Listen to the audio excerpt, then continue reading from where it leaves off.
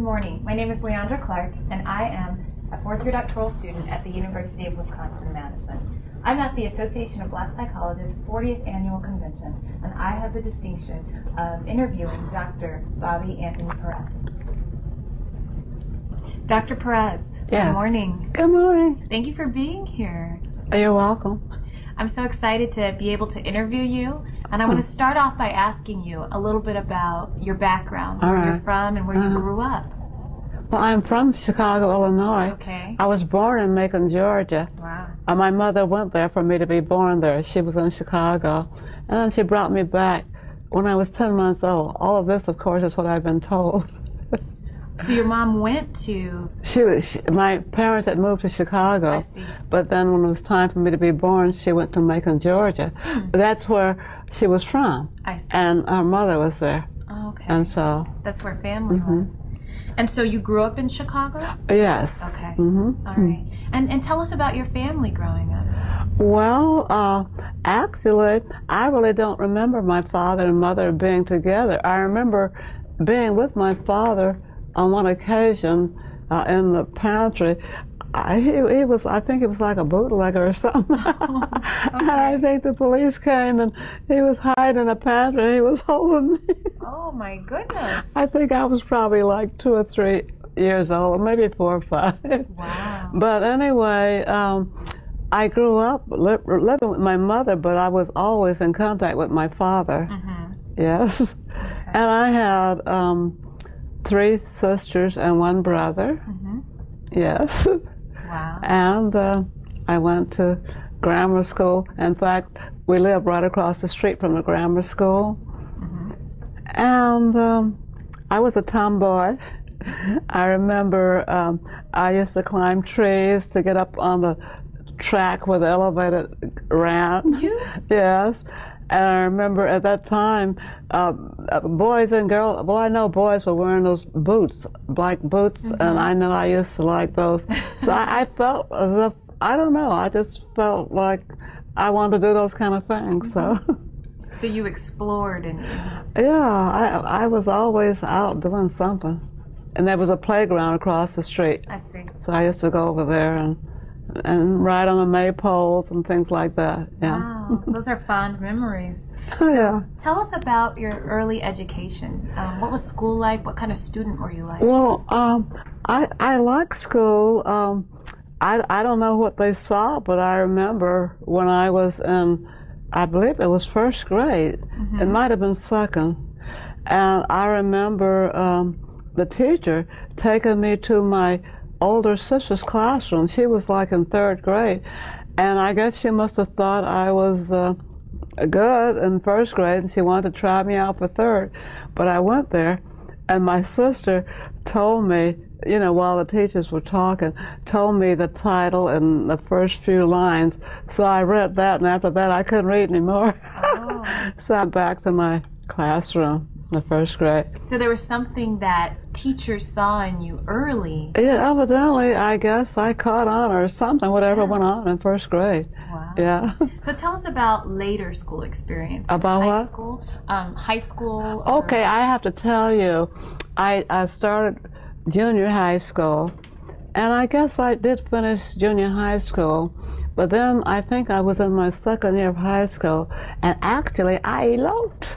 You eloped? Yeah, as a teenager, right? Oh my goodness. Yeah, and my mother didn't know where I was, except that somebody, you know, in the neighborhood, it was like the ghetto, black ghetto. And I guess somebody spotted me around there somewhere, and so one day the bell rang and I went to the door and it was my mother. Oh, no. Yeah. So anyway, what happened was, this was like during World War II. And what I did, I went and got a job working at one of the war plants, we call them. And I used to go bowling. And one day I was in the bowling alley and I met this guy, and he told me I reminded him of a blue stock, and he seemed to think that, I asked him what that was, and he said there was a woman who, I don't know how he said it really, if he said it was the words I used or the way I talked or something, but he seemed to be impressed with my speech. Yeah. And I was impressed with the fact that he was impressed with me. Oh, I should tell you, by the way, this was after my husband was no longer around. What happened was, unfortunately, he fell in with a bad crowd, I guess, and he got to drinking or whatever. And so all that was like, you know, that went by the board. So I wasn't married anymore. But anyway, I went and worked in the war plant from the war started in 1940, was it, I think? And I think, or maybe it was 41. Anyway, a year after the war, I went to work in the war plant. And it was quite a long ways from my house. But anyway, I went there. And we were manufacturing Bell telephone equipment. A Bell telephone, in fact, it was a Western Electric company. Okay. And Bell telephone was like one of their outfits, you know, that they were over, so to speak. And so anyway, I was telling you, I used to go bowling, and I met this guy, and I was, as I said, was impressed with the fact that he thought I seemed to be, I'll just say, he didn't say I was intellectual, but I'm just saying that to you. And so he impressed me, and one day I was riding on the bus to go to my job, and I saw a leaflet there from an evening school, and I decided that I would go back to school. To high school? Yes. Finish, okay. Right. So I did, and I finished evening high school, and I guess I got this very involved in fact, I was a valedictorian of the class, and I just decided I was going to go on to college. So all this time I was working at this, even after the war, I worked for this plant, you know. So I went and I don't know how I found out about DePaul University, but somehow I did. DePaul? Yes. So I decided I would go there. So I went there and I got my bachelor's degree, and in fact, I guess I had 3 hours that I didn't need for my bachelor's, so I started working on my master's. Wow. Yeah. And what was your degree in? I was in mathematics. Mathematics. So I got my bachelor's degree in mathematics. But also, I knew I wanted to teach, because even when I was in high school, the students in the class, I used to sort of help them. And so somehow or the other, I thought I'd be a teacher. So in addition to getting my major in mathematics, I decided to get my minor in education. So I think I was like maybe 3 hours short of having what you would call a minor in education. So anyway, I kept on working at Western Electric, Western Electric, that's right. Hawthorne Works. And I'm trying to think what happened. Oh, I know. I told you I wanted to be a teacher. Yes. But to be a teacher, I had to have a certain amount of courses. I think certain courses in education. So I actually resigned or quit. In fact, I remember my boss saying if I would stay on for a while, he was going to try to get me more money or somehow or the other. But I just had to quit because, excuse me, I had to go to summer school in order to get these courses to be a teacher. Right. So I left there and I had no job or anything. But my sister was telling me, why don't I get not Social Security, unemployment compensation. So I did. For that summer, that was the only time that I did get that unemployment compensation. And I went to summer school at Chicago Teachers College. And then what? Well, that summer we had to take exams. So I know I substitute taught until that December when they were offering the exam to be a teacher. And so I took the exam and I passed it. And I taught at the Sable High School in Chicago. I taught there from I think it was 55 until 1963. And in the meantime, I decided I was going to work on my doctorate. I'm not quite sure of how that came about, really. But, I think I do know. You may not know about Sputnik. Do you know about Sputnik? The Russians sent that up. And so our federal government decided, well, our teachers needed to get some more education so they could teach certain kind of things to our students.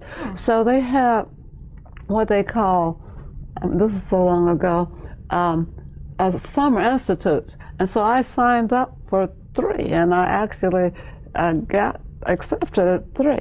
I went to University of Illinois. Let's see, where did I go first? I went to Columbia University in New York City for that summer. And then I went to, I think it was maybe the next year, I went to Wesleyan University, Wesleyan University in Middletown, Connecticut. And then I had signed up for this year-long to get another degree, really, not to get the degree, but to get this training. And that was in mathematics education. And that was at the University of Illinois in Champaign-Urbana. So that was like my second master's, I guess. Wow. So then I'm trying to think, I went back to teaching, yes. And then I'm trying to think, I guess that's when when I was going to get these masters and things like that, somehow or another I ran into people or heard about or something about getting the doctorate. So I decided to get mine. And you got your doctorate in what field? Measurement, evaluation, and statistical analysis. Wow. So what I did, though, all the while I was teaching, you had to have a certain number of courses. Then after that, you had to have sort of like, and I forget what they call it, but you had to have a year there, no work at all. So I had taken all these courses that I could take, and then that's when I resigned. I think it was in 1963, I guess. And so then I went on, and I had to take my the exam, so I not majored in, but I decided I'd take my French exam. So I took a lot of courses in French, and I passed the French exam, and I passed my prelims, they call them, before I started on my dissertation. And so then I did my dissertation, let's see, it was on identification and measurement of classroom environmental variables related to achievement. And to do that, I went to a town or a city called Eldon, Illinois. Okay. And it was quite a project. I had to get up very early in the morning and go downtown and take a train. This city was 40 miles from Chicago. Wow. And I did that. And let's see, I'm trying to think. It was like schools, but 10 classrooms, I think it was. And I measured, I went to each classroom. It was 6 different times, I believe. And each time, I had to develop an instrument. So one had to do with interviewing the teachers. So I developed a teacher's interview. The other one was this instrument. It was quite a complicated thing where, well, I won't go into the description, but it was like a 2-part thing. Okay. And I had done a lot of research to discover what were the kind of things that were supposed to bring about classroom achievement on the part of the students. Right. And so I had this very, very complicated thing that I constructed.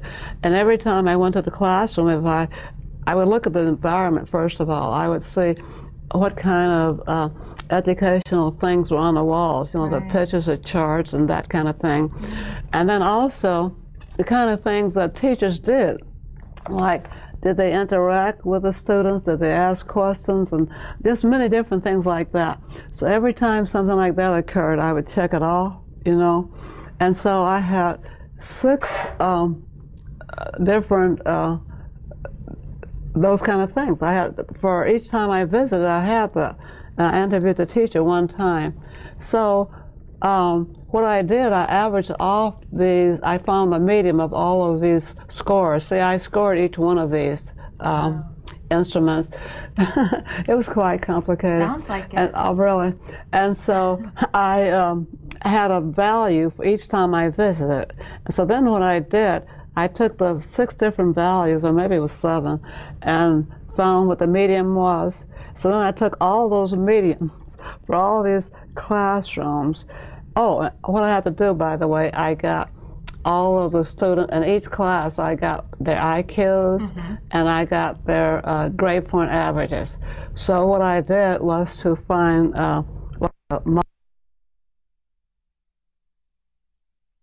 IQs, and I think it's been so long ago, and I found a correlation between the academic score and the average. Oh yeah, I found the average achievement of the students in the classroom, because I was from itself, and so it turned out to be significant.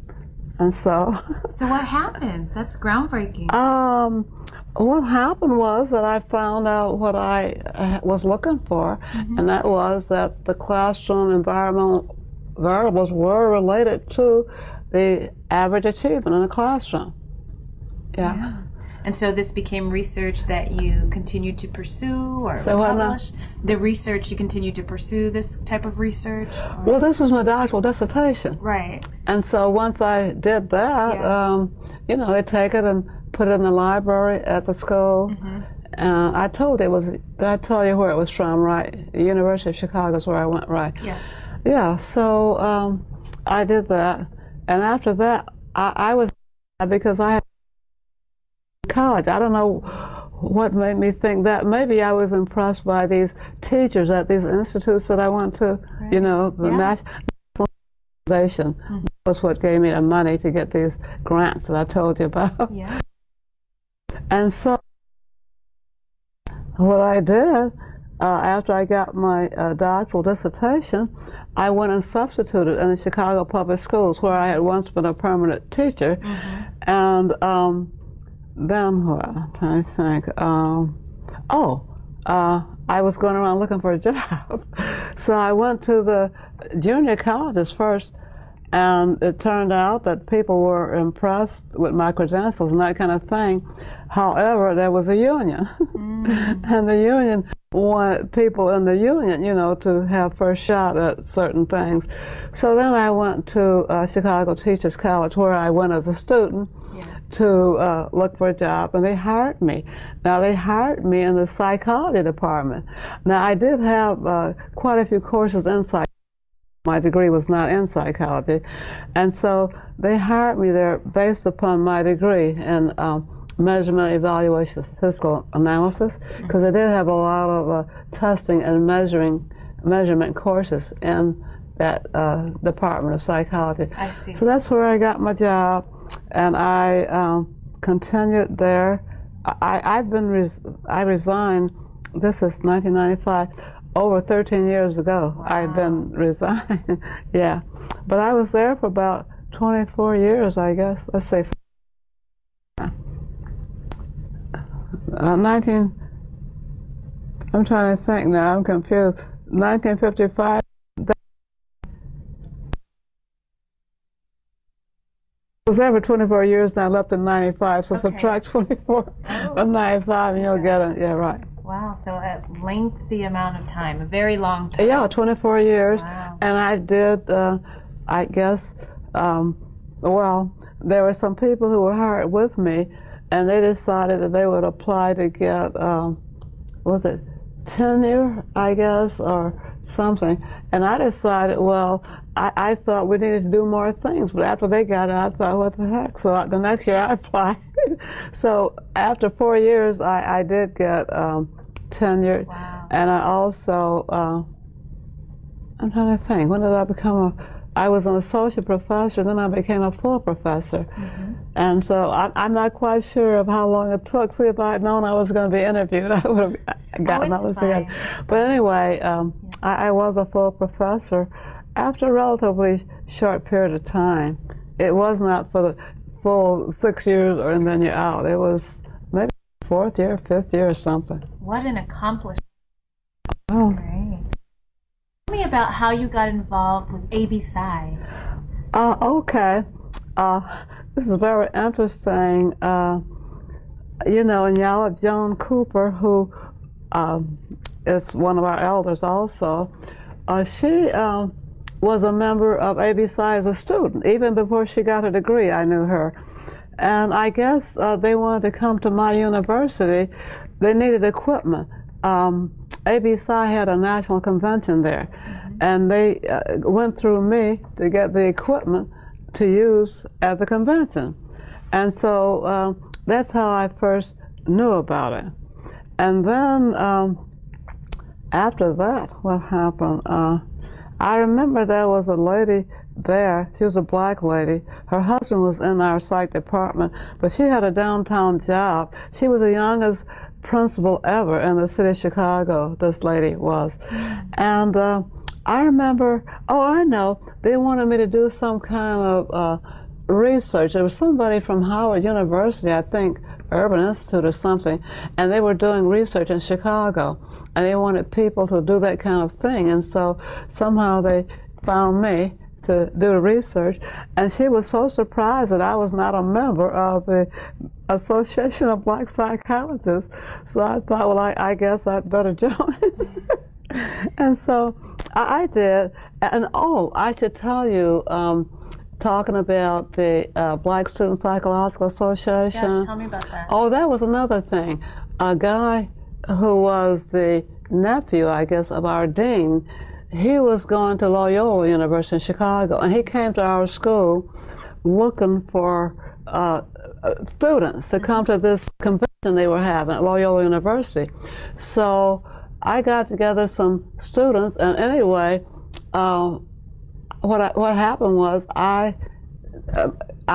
guess you'd say I developed the Black Student Psychological Association at Chicago State University. Oh my goodness. And I was their coordinator for a very long period of time. Wow. For all the time that I was there, you know.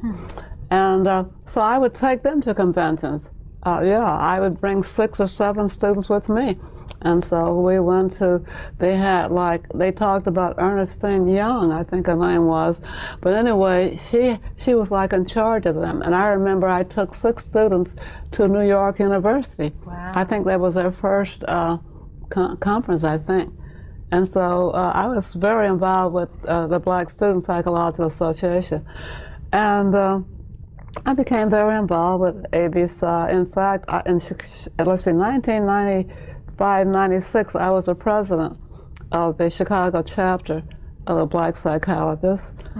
And I was also over the some sort of committee that, like the community meeting that we went to, I was in charge of getting that group and so forth. So I was really very involved with the Black Student Psychological Association, yeah. And ABSI too. Well, yeah, but I'm saying it was sort of like all came together, right. Yeah, about the same time. Oh, that's right. Wonderful. And then I used to like to travel. I got married again. That's where the Perez came in. Okay. And yeah, we were traveling like all over the world. And I figured to get money, you had to be involved. So I would do a lot of research and be accepted at these, like the, let's see, I'm trying to think, International Association of Psychologists. There's a lot of different ones I would go to. So we went all over the world. Wow. Yeah, and I get money, you know, because I was participating in the groups. So anyway, why did I bring that up? We were just talking about your involvement in different organizations. Oh yeah, right. ABSI specifically. What are some of the other things you've done in ABSI? An ABSI, let me see. Well, I presented all the way up to the time that I resigned. I think I even presented after I resigned. Yeah. After I resigned, not resigned, retired. Right. Right. Yeah. So going to all the conventions. The only time I didn't go to a convention was when my husband and I were traveling overseas to some other convention. Right. Yeah, something like that. So you've been very loyal to ABSI. I have been since about 1976 or 77, I think. Okay. And you're on the Council of Elders too, isn't that right? Oh yeah. Well, let me tell you how that happened. I think I was the first female on the Council of Elders. I remember it was somewhere out here, out west, San Diego somewhere. And I'm trying to think of this guy's name, and I can't think of his name. But anyway, he was the head of the elders, and he came to me and asked me if I would be on it.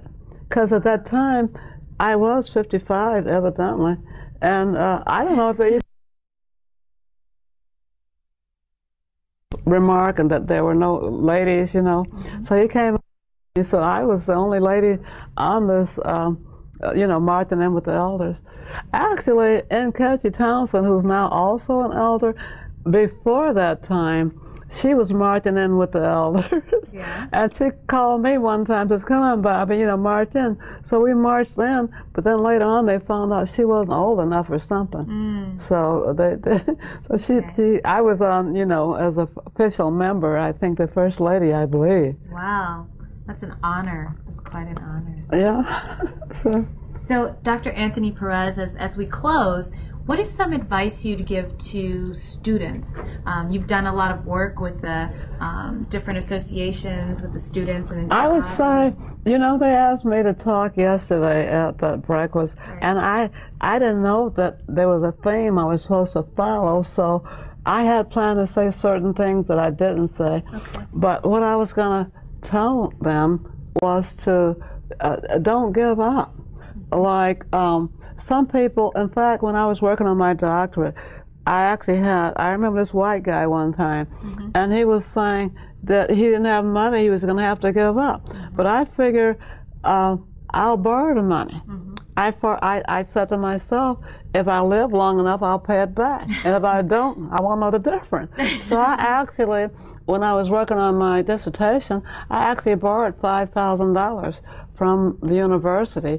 And actually, I think it was like if you went back on the teaching, you didn't have to pay much of it or something. So I would say wherever you can get the money legitimately, get it. Legitimately. Right, yeah, get it. Because people seem to be so hung up like I can't afford it.